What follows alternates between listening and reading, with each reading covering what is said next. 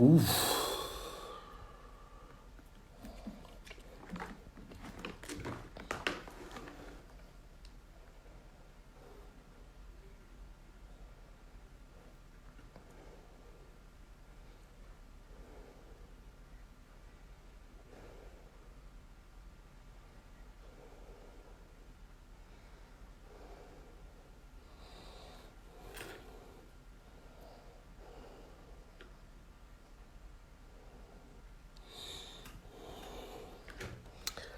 Okay.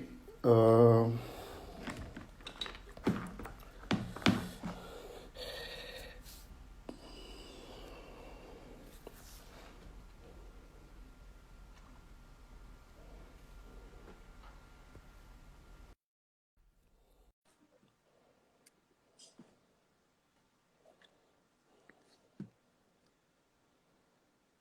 all right. Good evening. Welcome Yeah. to another session of Markedge. Good evening. Yeah. Good evening. I can see you. Can you hear me? Okay, so I'm struggling to hear you. Um, Ha. but I How think about now? it's fine now. At least I could hear when you said, "Can you hear me?" So yeah. So Oh, let's start with brilliant, that. brilliant. Uh, Good evening. Good evening. Yeah, good to have you tonight. Yeah, good to be with you too. Thank you so much for agreeing to do this with me tonight. I really appreciate it. Thank you so much. Yeah. So I have with me tonight Mr. Fadipe Emmanuel, and he's one of the big guys there that earns in dollars. So, but I'm not gonna do that for too long, so he doesn't. so we stick to Uh, what the matter is for today. yeah. Thank you so, for so that. so I don't waste the time. I would like us to go straight to the point since we have a lot Okay, to that's handle in the yeah, space yeah. of 1 hour. Yeah, Okay. so I'd like to start with this question. All of my previous sessions, I always hit my guest with data on COVID-19 in Nigeria, all over the Okay. world. But I guess today I'm not doing that, and like it's becoming boring. So I want to start with a positive note today, and then I'm looking at Okay. um in Nigeria so far, even globally, Eco Hotel, to just pick Eco Hotel out of hotels in that sector, Eco Hotel has technically been doing laundry services. That gives you an idea of what has happened to their core business, courtesy of COVID 19. You can say that for tourism, so many travel agencies are either at the rock bottom right now or struggling to even pay salary. It's been like that across different sectors.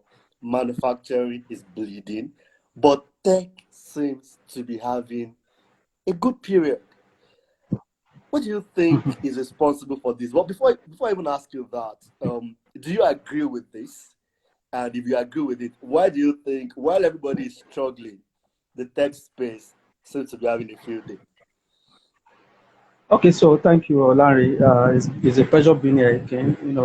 You're one of our uh, senior prefect from my alma mater. So I think it's an honor to be part of this series with you. I've been an avid follower of your work, so I must say you are doing a very great job. Kudos to Thank you you. so much. Thank you Yeah, so much. back to your question. So, has the tech been doing really better than other industries during this pandemic? I would say yes, but not necessarily meaning that the tech is enjoying a blissful period. Okay. Tech has had its own challenges too. For instance, you look at people who are in services that are like the ride-hailing services.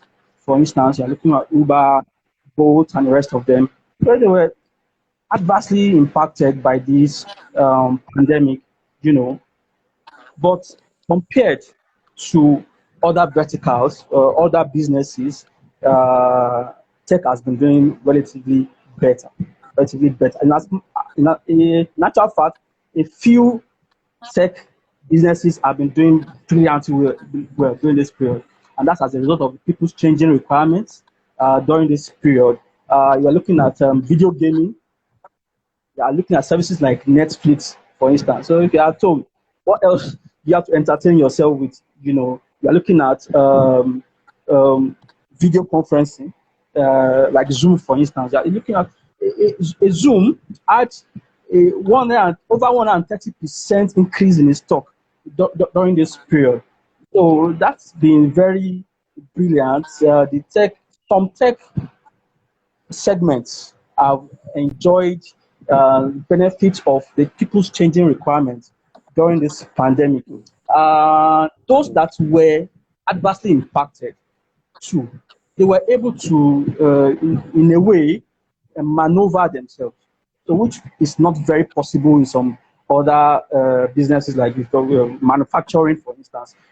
So a service like Taxify was able to maneuver itself and begin delivering services. So that was there. So for some of the tech services who were adversely impacted, they were able to maneuver themselves in a way. They're looking at telecommunication companies, for instance, who had fixed installations in offices. These fixed installations were not being serviced again because people were no more working in the offices. But you can see a boom in another segment of their business, which is in the mobile data.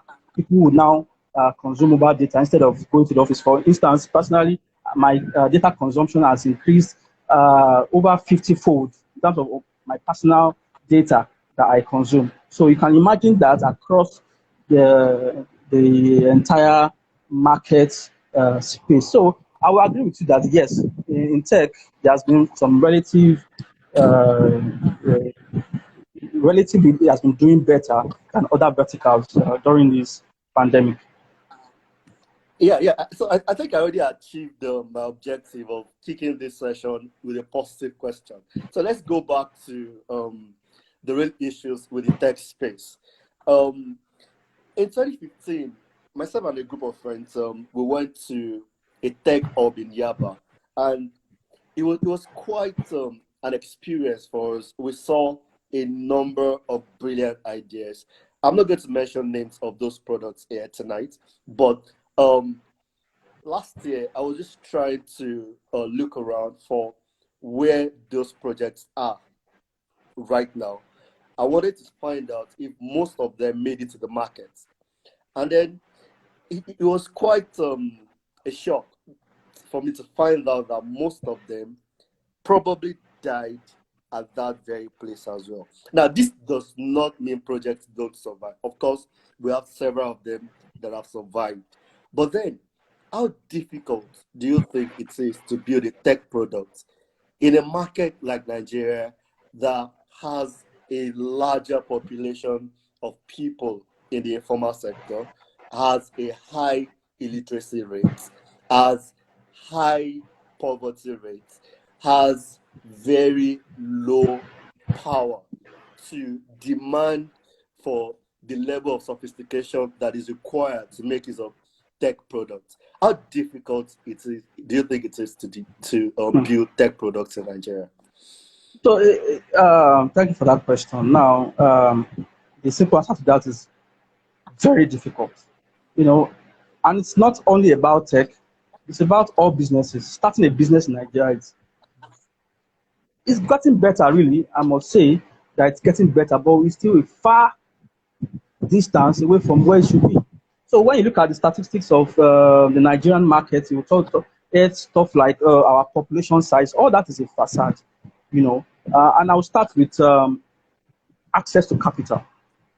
So in the tech space, the larger parts of your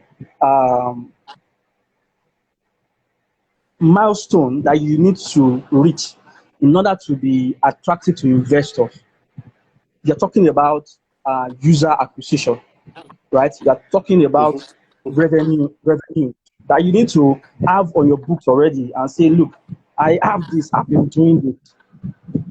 Therefore, I need so much in order to take my business to the next level.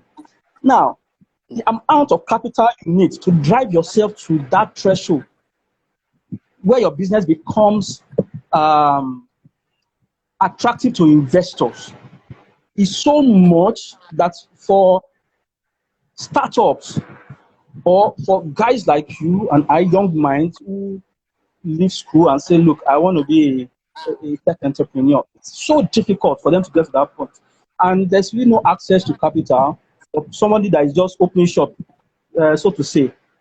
If you are able to get to that point, you're able to break that barrier of user acquisition, of able to show that revenue, maybe you may get to that point where investors can get that funding that you need.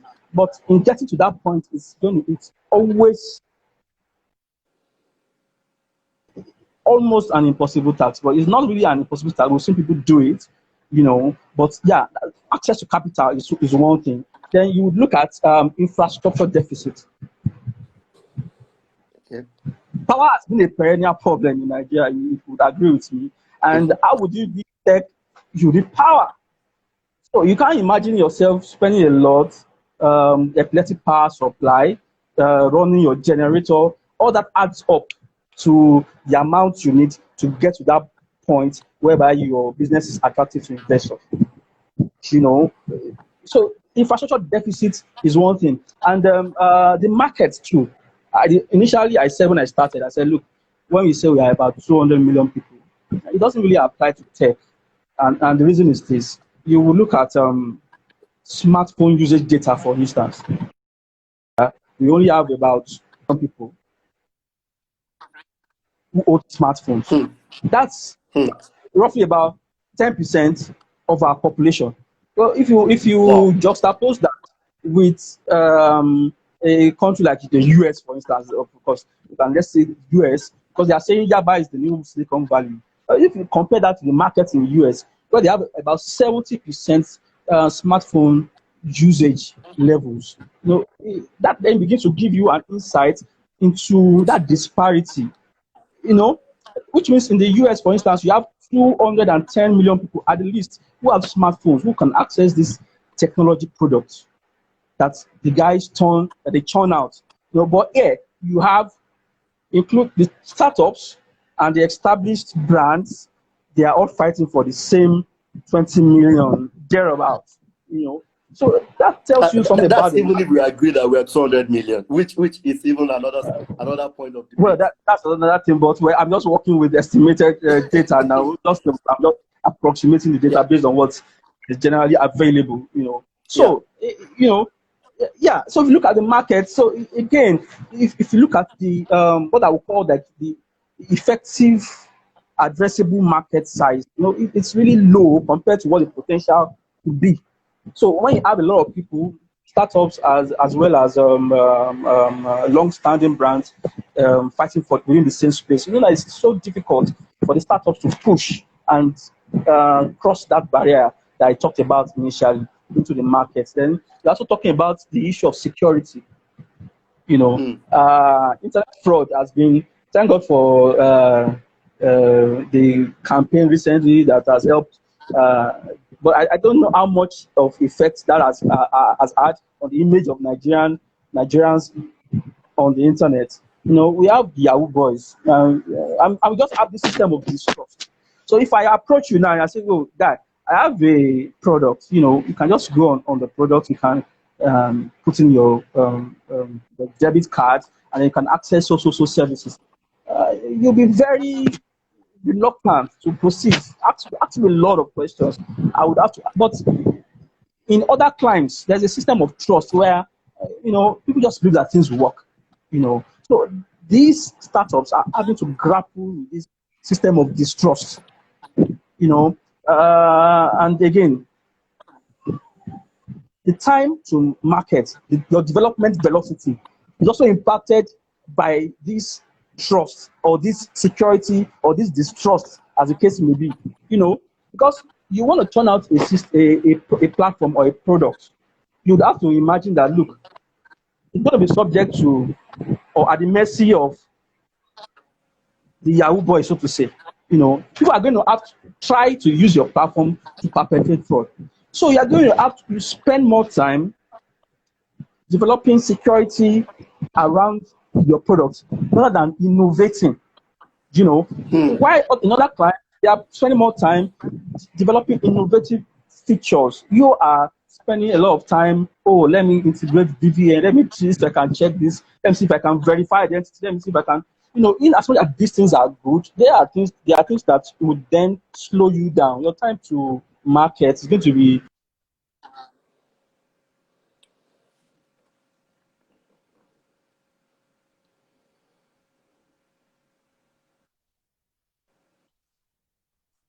going to grapple with all these things. It's not really easy. So in this climb, that's why the success rate is at the level that it is right now. Yeah, I think I have to agree with that. That's brilliant response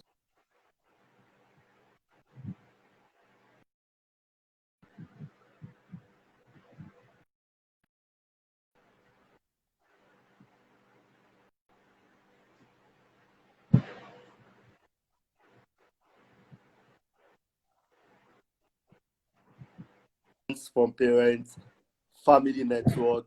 You have Bill Gates on that table. You have Zuck on that table.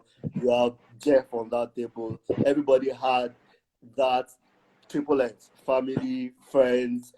You have them to put in the initial fund to help you launch out, even before you start getting seed investors that will put money into your investment. So it's really a challenge to build products in this country. I must agree. I guess that's going to lead me to the next question, which still will be a follow up to that.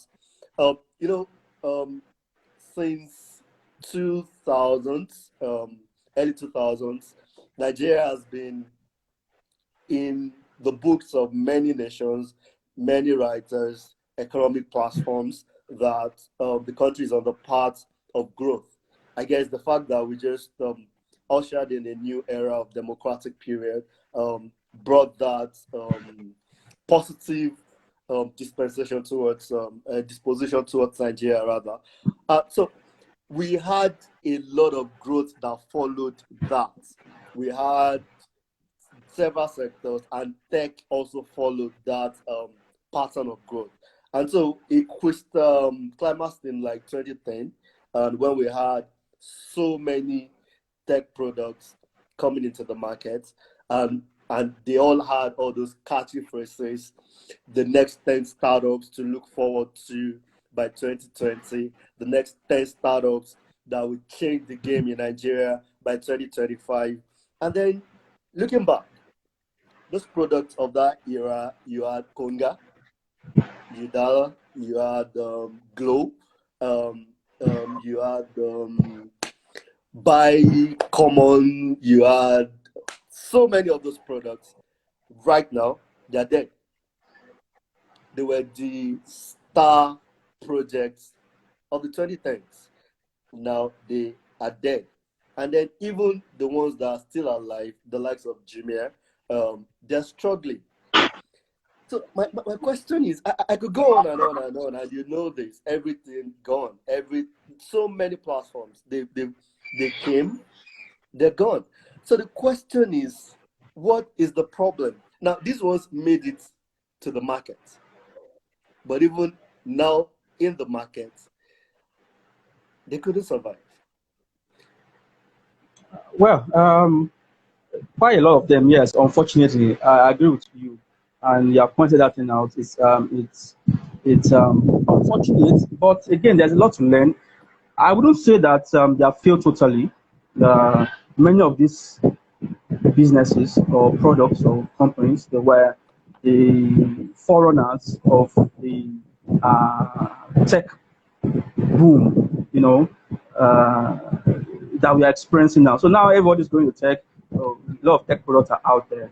But if you look back Mm. at 10 years ago, thereabout that you were talking about, if somebody asked you to purchase something online, you wouldn't even. Everybody prefers to go to the market and go and price stuff. Yes. Go through all that hassle. So they were the ones who championed the mentality change, that paradigm shift that we're experiencing. They were the ones who are the forerunners of it. So I personally would give them. I give them a lot of credit for that. And but again, um, it doesn't take away the fact that you have all these things that you have mentioned, the fact that many of them were not maybe economically viable, they didn't succeed so much, it's really a problem. But then, we already talked about the challenges of startups. I think I've mentioned all that. I don't want to overflog that. But, them having to deal with all these things, you will understand how they got to this point. But another thing I probably didn't mention was the economic instability sort of within the Nigerian economy.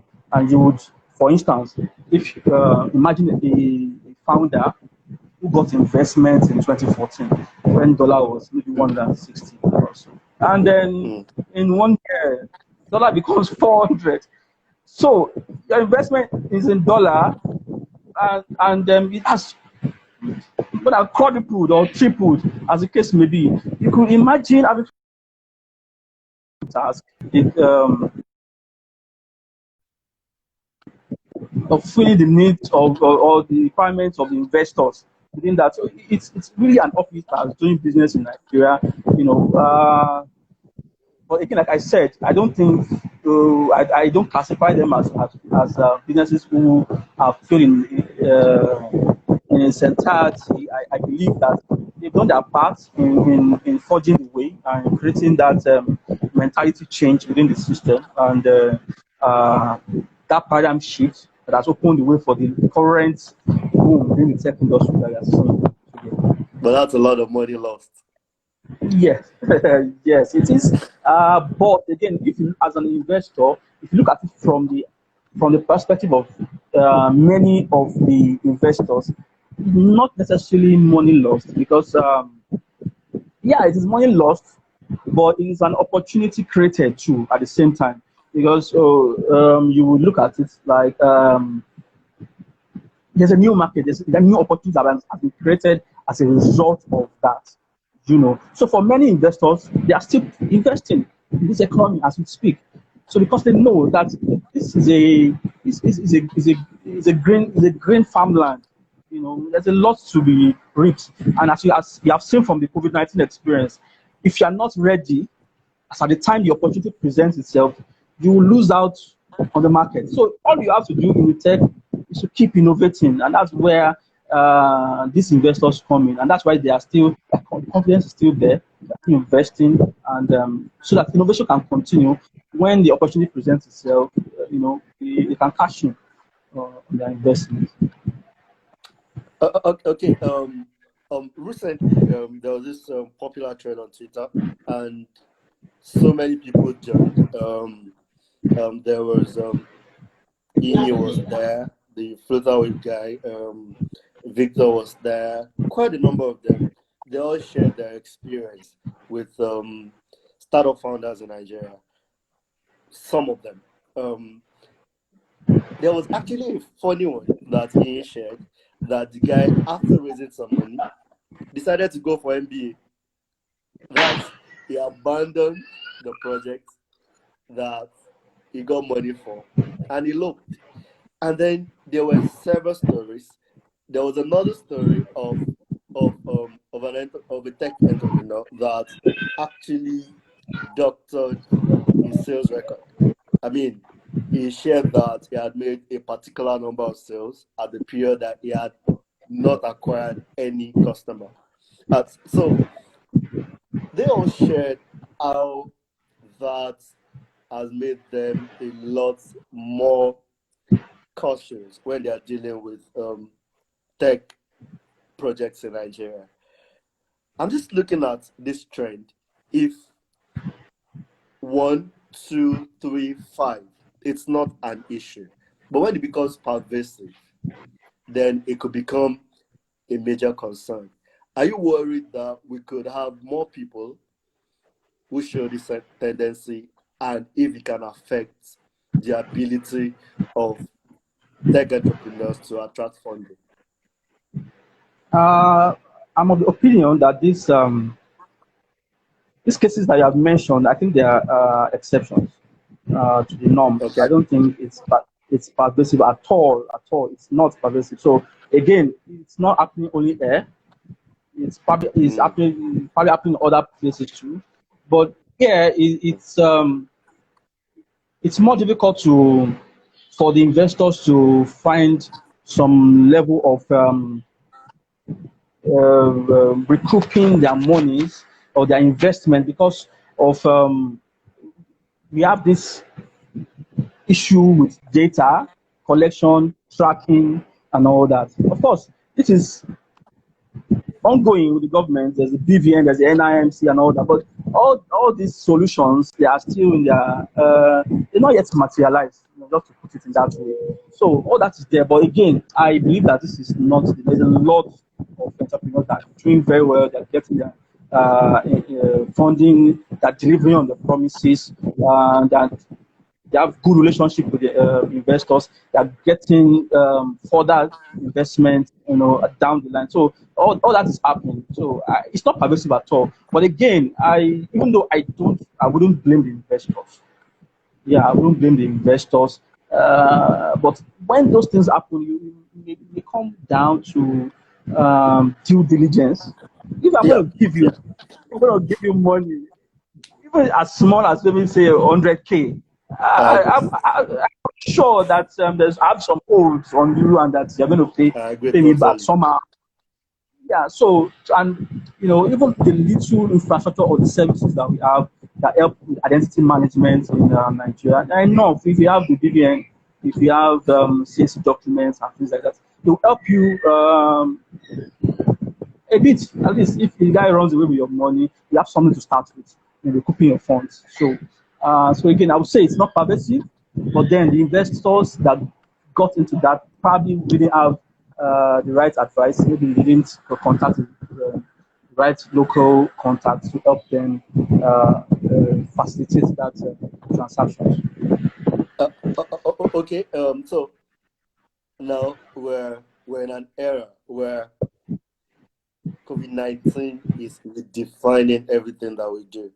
Um, like you rightly said, um, so many tech startups that are on the wrong side of this are finding ways to pull through by innovating, by creating products that meet the demands of the period.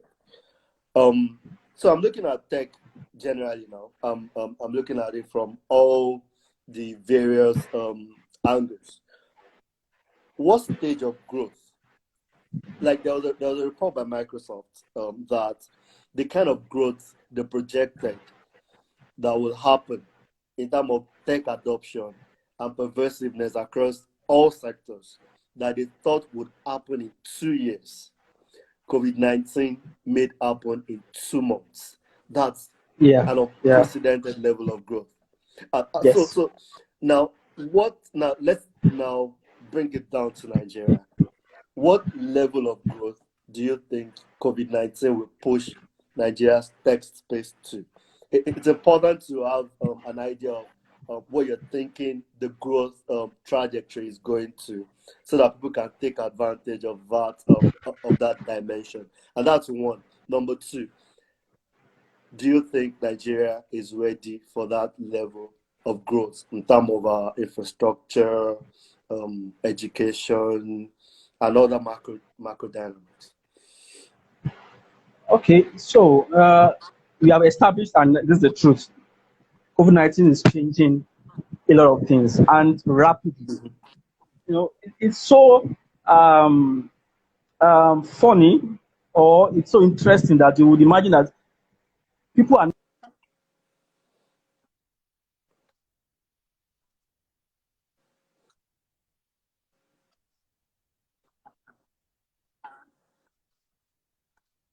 COVID-19, the coming of COVID-19, things have been changing rapidly. People's behaviors have been changing rapidly. Businesses have been evolving in response to that. The government is positioning itself very quickly. Now, things that would normally take a long time, you are seeing it happen. So I see that happen in Nigeria too. The Lagos State government, for instance, even at the federal level, seeing a lot of response, a lot of restructuring of how work is done. I mean, this is a people say it is a new normal. Really, it's new normal. And what is fascinating to me is that there are a lot of challenges, on a global scale that COVID-19 has taught us how to fix. For instance, you look at climate change, for instance.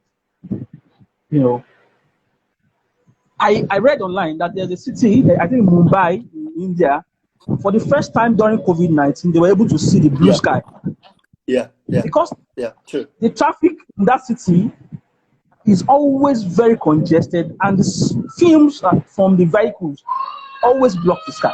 These are the challenges we've been looking at. Like this year, according to, because I've been following the climate change issue, and this year was the year Okay. where there had to be intervention.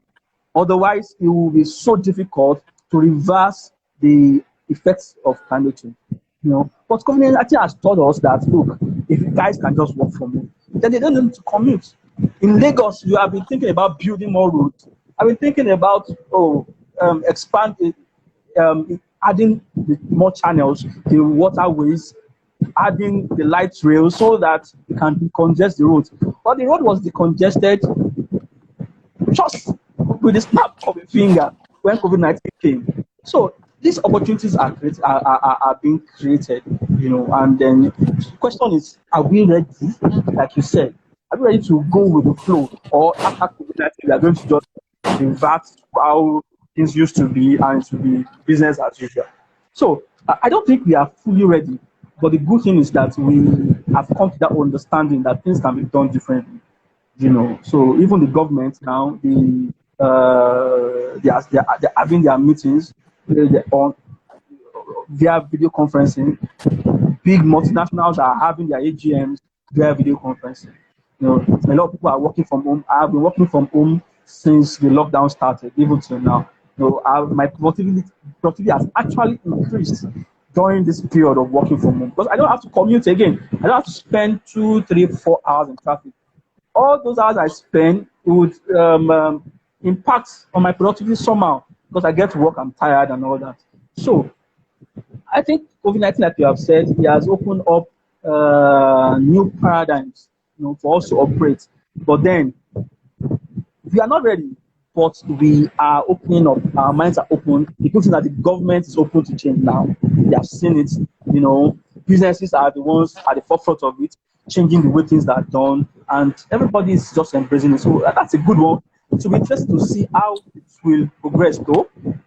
No one can say what will happen. I can't say what will happen, but the trend is positive so far. Okay. So let's look at that positive trend. Let's now narrow it down to tech. So I'm looking at Okay. one thing is constant. When there are challenges, new opportunities emerge because one of humans' greatest ability is the fact that it can adapt, and then when it sees problem, it creates the desired capacity and ability to address that problem. And so I'm looking at this COVID-19 leading us to new innovations, like you said earlier. So I'm now of recent, the emphasis has been on software development. So in Nigeria, being in tech is to a large extent being synonymous to being a software developer. So I'm looking at I'm looking at what other um, areas of tech do you think have benefits or have potentials that Nigerian developers can take advantage of, especially in this critical period of COVID-19. Now, so can you explain, say that question again? I didn't Yeah, get so you I'm saying clearly. that apart from software development, Okay. what other areas of tech have the potential to benefit Nigerian developers, especially in the wake of remote work arrangements now? Okay. Thank you. So it's clear now. Clear now. So, Yeah. um, IT is not software development. I understand that. Yeah, there's this. Oh, once they see you a laptop, they believe you're a software developer or something. That's if they don't think you're a Yahoo boy. So the next thing is, oh, maybe you guys. But that's not the case. There's lots of different skill sets that is needed within the IT. As a matter of fact, not only technical skills within the tech skills, IT skills are used within IT. Other skills, accounting, finance, legal, all that is required in IT. But since you asked specifically about IT with remote work arrangements, there are a couple of opportunities or a couple of roles that straight up businesses um, should just stop them from working on site, you know, and to start with, look at customer support, for instance. Your job is to respond to customer queries. So why do you need to be on site to do that? You don't need to be on site to respond to customer queries. You could sit down in your house, log into your device, and respond to your emails, phone calls. So customer support is not a role that requires you to work on site. Leaving that, you talk about online marketing, digital marketing, for instance. Digital marketing is a part of IT, but it's not a role that requires you to be on site. You could collaborate with your team members using video conferencing methods, and do all your work, all the platforms, all the tools that you need. You can access them from your device using the internet. I really don't think digital marketing personnel or online marketing guys should be working on site going forward from after COVID-19, for instance. And then you're looking at UX designers, UI. Software development sometimes is so broad. Everybody just believes, oh, everybody that writes code, but even within software development, there are different rules. You have the UI guys, you have the UX guys, there are front end and back end developers. There are still some sort of specialization within that space. So you're looking at guys, apart from the developers that you have the UI guys, UX guys who just design the flow of the application, how it's going to look like. It we don't need to work on site, but of course, collaboration is very important in agile software development. Today, agile is the way to go. Collaboration is very important. So that collaboration is sometimes the reason why, for instance, Scrum, which is a software development methodology, it recommends that the team members are co-located within the same space. That way, they are able to talk to each other to resolve issues and solve them very quickly. But then we have seen in this COVID-19 that period that people are able to collaborate effectively using video conferencing tools. You're able to share your screen, you're able to show your colleague your code, you're able to do your demos. Software testers are able to test, they're able to do screenshots, they're able to, attending meetings, meetings at the highest level using video conferencing tools. So there's really no reason why these people should have to work on. And then technical writers. I know this one will probably interest you, because I know you are a prolific writer. There are guys, if you have knowledge in the subject matter, writing is one area of tech. That's actually an area of tech. There are guys who their job is to write technical content, inform other developers or other tech guys about the subject matter. So you are a writer. Your job is to research on that subject matter, understand it through and through, and then write it and then post it. It goes through all the approvals and then it goes live. So you really don't need to work on site. And then we talk about maybe I talked about digital marketing, but there's still social media managers. There are virtual assistants like that. So there are still a couple of more roles that within IT or within software development that don't need to work uh, on site. You can benefit from the remote working arrangements. So the opportunities are endless. The opportunities are Yeah, endless yeah, now. pretty much, pretty much. So let's look at I guess you touched on my next question. I was going to ask on what other opportunities are there to explore, but I guess you've already answered that. So, but I'm going to ask this question. Now that companies are beginning to realize that, okay, my my tech guys, or let me just narrow it down to the fact that they realize that certain roles can actually be sourced from cheaper clients. For example, let's say my firm is in the US, where developers charge higher, where wages are higher relative to Nigeria. It means they will start considering the opportunity of why don't you just throw these roles open and then employ a guy in Nigeria for a role in the US without necessarily relocating, knowing fully well that this is a role that can work effectively under that arrangement. Now, that looks good on one part. But then on the other part, where it becomes complicated, is at a period where pricing is equal or where there are other clients where they charge cheaper than what Nigerian professionals will charge. I Will lost you for the moment. You all right. retract a bit. You Can said you on hear the me one now? side, yeah, I can hear you now. Yeah. I said on one side it is a good thing in that Yeah. Nigerians who actually are paid lower relative to probably the tech guys in Silicon Valley and the likes. Now, if they can compete for those roles, it only makes sense to go for the cheaper guys, knowing fully well that they can deliver on that role effectively.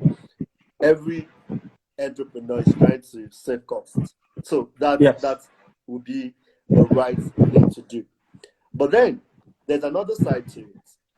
In a situation where you can compete effectively and then the company is in Nigeria itself, but then there's another client where they charge cheaper than what the tech guys in Nigeria would charge. Is it not going to be a situation where the market opens up and Nigeria's competitiveness becomes a question? Now, the companies are not forced to recruit Nigerian guys anymore. They are not forced to recruit the fresh guys, pumping money to train them to the level where they can perform. But they can easily go to guys in Cameroon who have had charge far cheaper than Nigeria, put them on, and then we have Nigerians here looking for job. But then the decentralization of work has brought that barrier to work. Do you see that line of argument? Well, that has already happened before. So we have a case study to learn from. Wow, So you all understand brilliant. that China is the Okay, manufacturing headquarters of the world, right? okay, But do you know that today many of the big multinationals they are moving their manufacturing away from China? That's because over the last 20 years okay, or thereabouts, the average wages in China has gone more than 10 times up, you know. So that has happened. So what's going to happen again is that the consumers are the ones who are going to benefit eventually. So it's always a good thing to open up the market. Right now, today, what you are saying, what you are describing is already happening. There are a lot of Nigerians and all over the world, really, who are engaged in companies who are not in their locality. You know, a lot of Nigerians and there are a lot of jobs online now. You go, they clearly tell you this is a remote position, and they tell you no. They just tell you the time. Sometimes they give you the time. what's this called again? Depending on your own time that band that you that you work at, they may say, okay, it's West African time, or look, that's the Eastern Standard Time. So if you so far you fall within that range, some they just level the playing field. You know, you really don't need to work within the locality. So that's already happening today. Nigerians are getting jobs elsewhere. They are getting paid in dollars. You know, all over the world, people are getting jobs in other places. And like you said, Nigerian companies would need to also begin to look at these possibilities. The challenge is that in Nigeria, you find people graduate, they are graduates, but you know how our educational system is. It doesn't really turn out people who are ready to go and start work. So the businesses have to be the ones to rest and train them all over again for 1 or 2 years before they get to that level where they can really begin to add value the way it's expected. So the businesses can take that responsibility off themselves and open up their recruitment to the world. What that then creates is competition. So then, as a student, you would know that look, if I graduate and I'm the way I am, it's something, you know, my experience may not be very good. So take it upon yourself to access the the vast amount of information that you have online and get yourself ready before you even graduate, so that you know you are ready. So for me, I don't see it as a bad thing. It's a very, very positive thing. Initially, there may be that challenge of like you mentioned, maybe unemployment may happen, but it's going to be short-lived as people see that look, this is a new way of things, and then they would adapt and become better. Again, the whole economic landscape is going to benefit. So I think it's a good direction. Yeah. That's so let me ask you this question now. You are an insider. I mean, you've seen several products. You've worked on several projects, and so I'm going to ask, if the roles were reversed. Let's say you are not the guy that does the operating. You're not the tech guy now. You're the investor. How bullish are you on investing in Nigeria's tech space? Will you bring your money into that space? Do you think there's a reward for capital invested in that space? In short, how bullish are you on investing in Nigeria's tech sector? Well, we've already established that the Nigerian economy generally, not just within the tech industry, the economy generally, we are still kind of trying to find our feet, and considering the fact that, you know, our economy is not diversified enough. There's still a lot of reliance on oil. You know, COVID-19 has showed us that look, anything can happen to oil. At the point the US oil was about the negative, the price. So you understand that. However,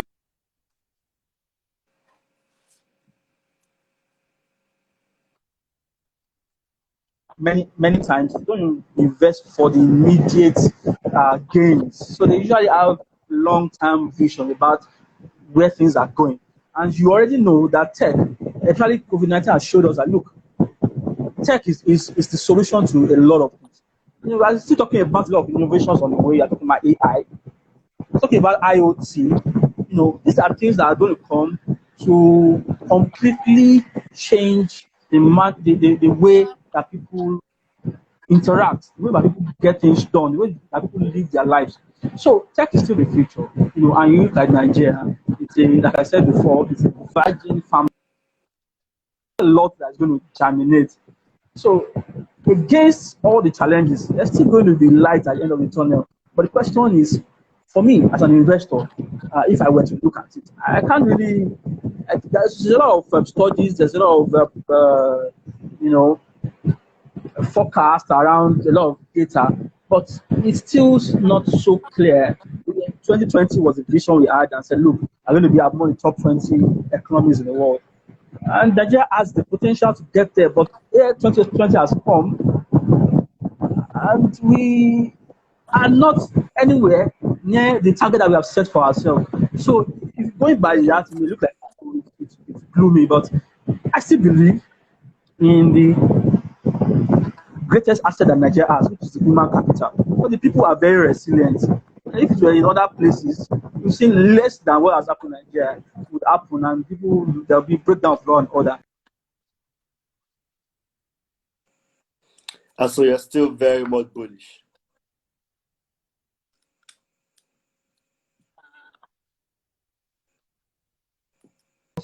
Day by day to say to make sure that things change. So I believe that things will change in Nigeria, really. But again, the question is that am I going to invest? I think I will invest. However, the question is, where would I have invested? Would I still put my investments in the economies that are saturated? Or should I put it in a place that is budding, that I know that, look, if when it grows, the people that are the first to the people are the people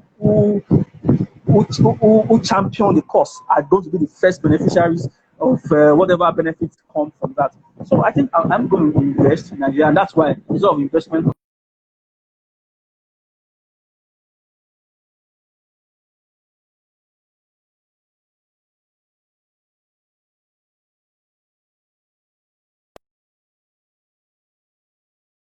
We have our educational sector not churning out graduates who are able to go in and into work. So all that will still need to be fixed progressively. But then it doesn't mean that investments in Nigeria is going to go down the drain. I think I guess you can correct me if I'm wrong, but I think there's this thing that those who code say once they start. Is it a low world or what's the first? What's the first? Yes, yeah, yeah, Yeah, it's a low world, right? Oh, okay, okay, yeah. fantastic. So yeah, so I'm gonna ask now. Where is happening? Like, what area is happening right now in tech? Let's say, okay, I'm about to start a career in tech, and I don't want to. I don't want to be using MS DOS in 2020. So I'm just saying, like, what area is happening right now, where the real action is in tech. So let's say I'm trying to start a career. What area should I be looking at? One, and Okay. then that's based on what's happening right now. Now, again, based on your projection into, let's say, the next 10 years, the next 20 years, what areas do you think people should start focusing on right now that you think has huge, huge potential? Like, what aspect right now and in the future that you think people should start paying attention to, especially if you have interest in tech? Okay, I'll start with the second one. The Okay. first one, I'll still try and get clarity on what you really mean. But uh, in terms of what you need to focus on now in tech, I would say there's a lot of research going on. There's a lot of innovation going on. I would say renewable energy is one thing No, that, no, I'm talking about tech now. I want you to limit to the tech. Is it renewable yeah, that's energy in tech? cool. That's tech has to power everything. Like you're talking about, Okay, yeah, transportation, for instance. There's tech in that space because now you're talking about driverless cars and all that. okay, okay, Do you okay. understand my? Yeah. So really, you cannot in the current dispensation, you cannot really separate it from any any business. You understand? So that's why, for me, I see the direction renewable energy. So any solutions that will enable or that will play a role within that space is something that has Yeah, yeah. huge potential to succeed. In the near future. Because look, in the UK, they have said, look, um, carbon the cars that use fuel, they should in the next. I can't remember that data now, but I know that they are phasing out. So that's already happening. So and another thing is agriculture, and you would not believe this is agriculture. You would imagine that, oh, agriculture is as industries, but a lot of innovation in agriculture, in the agri, there's going to be shocking. Humans are normal because of advancements in health. People are not dying. So population growth is on the upward trajectory. So there's going to be a lot of food shortages. So there are new ways that the innovations around how you can use 3D printing to print food, to print burgers, to print all kinds of food. All that research is going on. But this may seem like, oh, like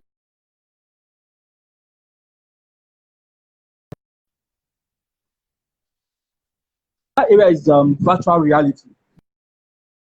Good way that using this and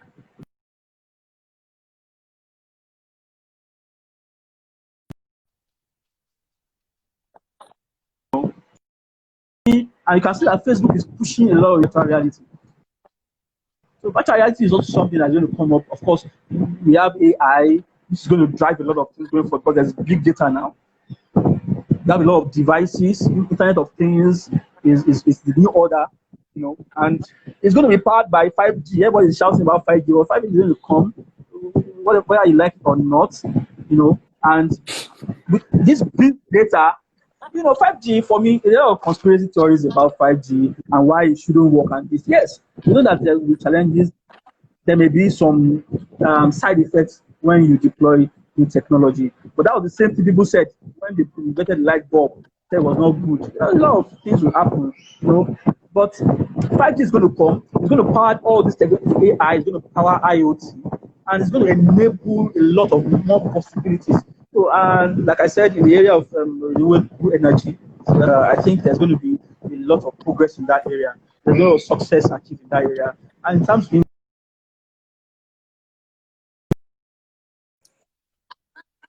be a need in that area. There's going to be a need